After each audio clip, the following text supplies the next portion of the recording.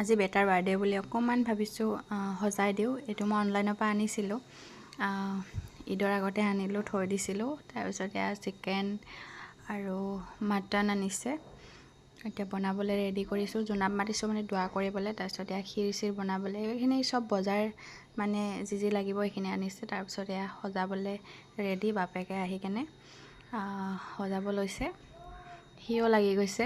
সি শুই আছিলে, তাৰপিছত সি এইবিলাক দেখি কিনে বহুত ফূৰ্তি পালে। তাৰ এবাৰ 3 বছৰ হ'ল। তাৰপিছত কিন্তু যেনেকৈ ভাবিছিলোঁ বাৰ্থডেটো পাতিব নোৱাৰিলোঁ, কিবা কিবি হ'ল আৰু তাৰপিছত এয়া চিকেন হৈ গ'ল, মাটন হৈ গ'ল, তাৰপিছত ক্ষীৰো হ'বই আৰু তাত পোলাও হ'ল। এইফালে সজাবলৈ বেলুন চেলুন মানে ফুকোৱা হৈ গ'ল। ইয়াতে খেলি আছে।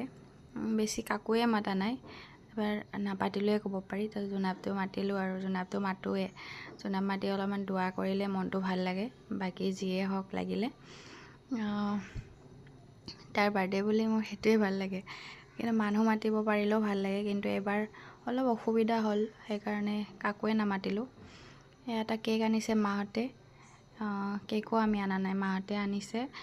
সেই কেকটো কাটিবহি এতিয়া। মানে মই ভাবিছিলোঁ কেক চেক মই চাই থৈ দিছিলোঁ, অৰ্ডাৰ দিম, কিন্তু মোৰ ভৰিত কিবা এটা হৈ গ'ল। সেইকাৰণে মই খোজ ভালকৈ কাঢ়িবই নোৱাৰোঁ, বাহিৰত ওলাবই পৰা নাই। সেয়ে মায়ে আনিলে এইটো। তাৰপিছত এতিয়া কেকটো কাটিবহি। এতিয়া ইমান উৎপাত কৰা হৈছে, কেক চেক কাটিবলৈ জানা হৈছে যে, এতিয়া সি কেক খাই দিব এতিয়া। আমি মম চম জ্বলাই নিদিওঁ বাৰু, মোৰ ভাল নালাগে, মম জ্বলাই নিদিওঁ।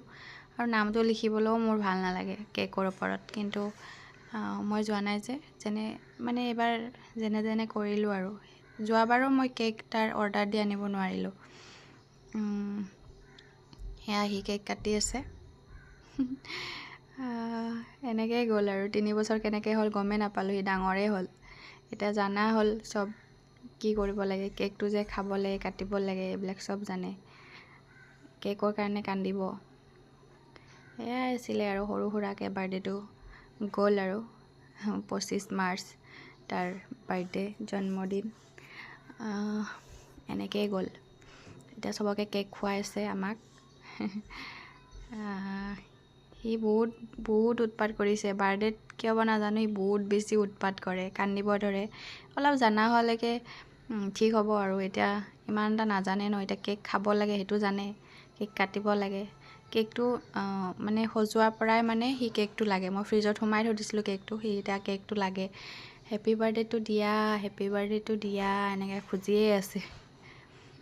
এতিয়া আমাৰ হৈ গ'ল কেক কাটিং। চবকে এতিয়া খুৱাই আছে, চবকে খুৱাব আৰু সি নিজেও খাব। খাই ভাল পায় কেকটো, ক্ৰীম ন, কিন্তু খোৱাটো বহুত বেয়া, কিন্তু ক'ত মানিব আৰু।